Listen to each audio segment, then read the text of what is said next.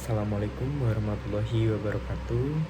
Sebelumnya perkenalkan, nama saya Ferdiansa dengan NIM 2209 1020 1009.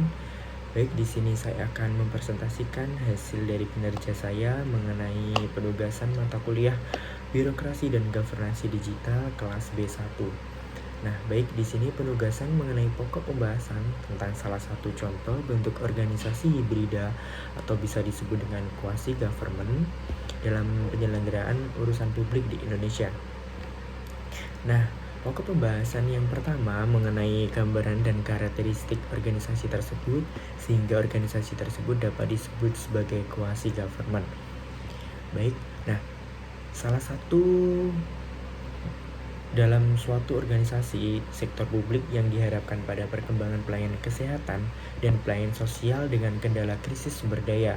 Nah, hal ini mendorong untuk dilakukannya inovasi.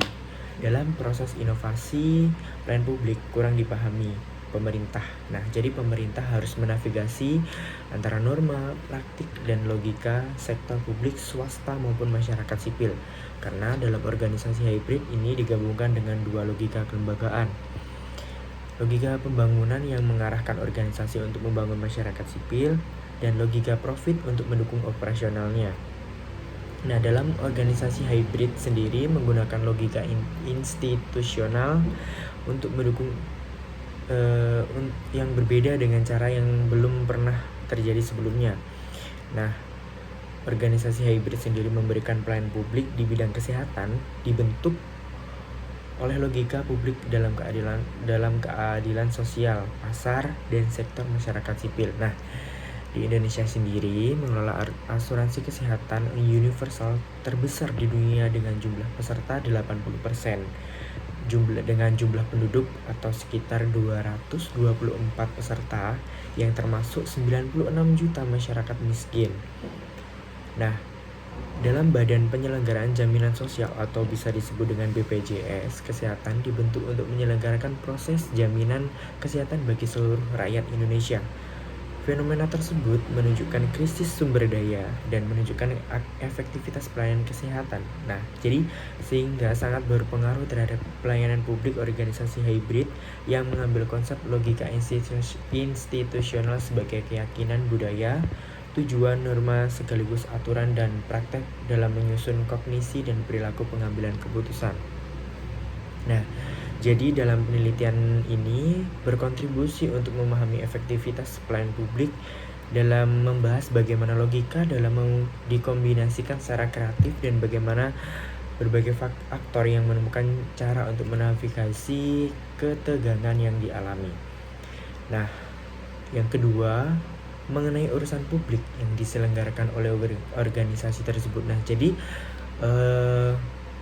dalam organisasi hybrid menggambarkan sebuah organisasi non-pemerintah yang melakukan fungsi pemerintah dalam penerimaan dana mendapat dukungan dari pemerintah. Nah, jadi biasanya organisasi ini adalah organisasi yang pernah bekerja dengan pemerintah yang diatur secara panjang dan lebar. Dalam penyelenggaraan pelayanan publik sendiri, organisasi hybrid menjadi jalan tengah antara negara, market, dan masyarakat. Nah, karena memadukan unsur sistem, nilai, dan logika dalam tindakannya. Misalnya dampak sosial dan perolehan laba. Nah, dari berbagai sektor masyarakat, organisasi hybrid menyediakan pelayanan kesehatan, dan pendidikan, dan pelayanan publik lainnya. Nah, organisasi yang hybrid sendiri memperkenalkan nilai kewirausahaan ke dalam penyediaan layanan publik yang akan menciptakan sinergi dan ketiga pilar negara. Organisasi hybrid sendiri memunculkan isu-isu sinergi tentang efektivitas, akuntabilitas, kontrol, dan legitimasi dalam penyelenggaraan pelayanan publik. Dalam kajian administrasi publik, sebagian besar terdiri dari refleksi teoritis tentang perbedaan antara organisasi publik dan swasta dan hybrid sendiri. Nah, hybrid sebagai sebuah konsep tersebar di berbagai disiplin akademik. Nah, sebagai contoh yang digunakan dalam biologi untuk menunjukkan pencampuran ras dalam studi linguistik dan budaya untuk menggambarkan efek kolonialisme dan globalisme pada bahasa dan pembentukan identitas. Nah, dalam konteks ini, contoh organisasi hybrid dari bidang administrasi publik dalam organisasi pemerintah yang menyerupai perusahaan bisnis, organisasi sektor ketiga yang menjalankan fungsi yang mirip dengan pemerintahan, dan perusahaan komersial yang terlibat yang berbeda dalam produksi barang publik dan layanan meskipun menggambarkan hal-hal yang sama. Nah, jadi hibriditas selalu mengembangkan proses dan produk dari campuran unsur-unsur yang secara kontradiktif dan saling bertentangan. Nah, dalam organisasi ini didefinisikan sebagai peraturan heterogen yang ditandai dengan campuran dari organisasi murni dan tidak sesuai jenis budaya dan mekanisme koordinasinya. Nah, selanjutnya hasil dari proses penelitian ini berupa motivasi yang mempengaruhi partisipasi masyarakat swasta pada sektor pelayanan publik di Sulawesi Selatan.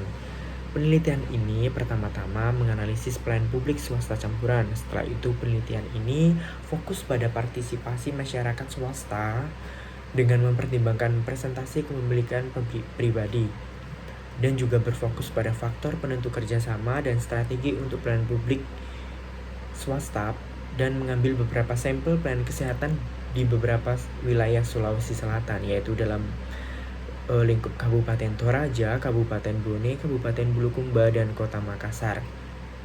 Nah, dalam proses ini mengambil karakteristik pelayanan kesehatan, yaitu pelayanan kesehatan tingkat pertama.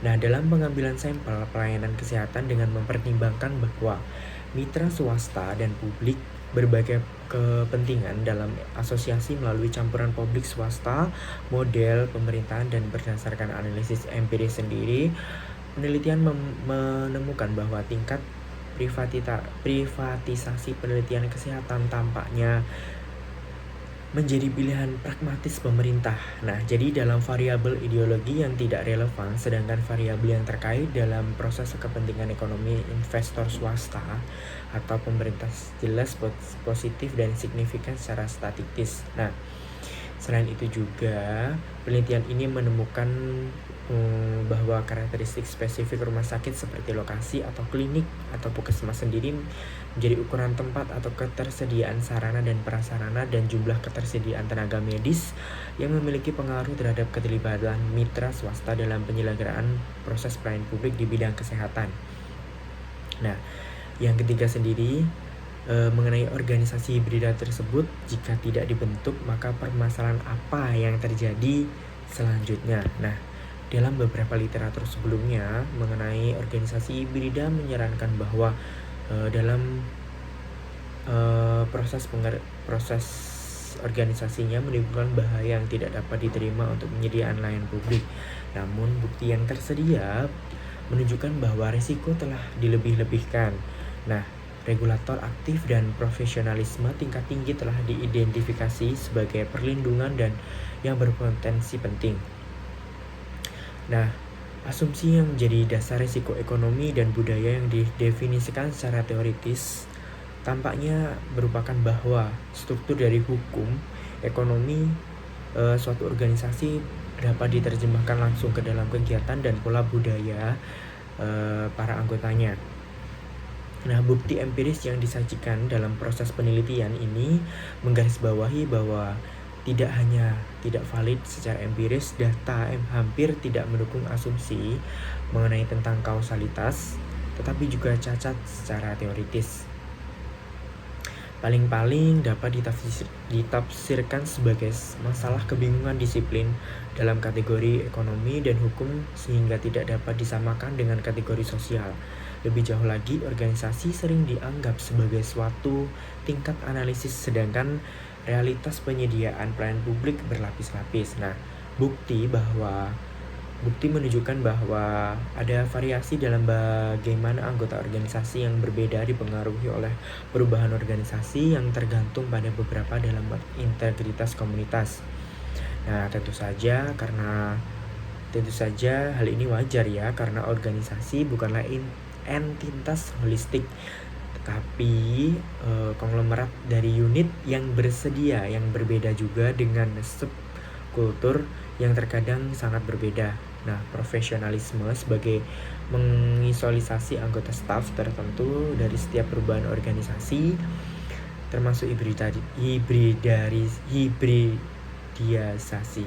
Nah, pada tingkat yang lebih abstrak, semakin longgar suatu organisasi, semakin rendah resiko konflik budaya.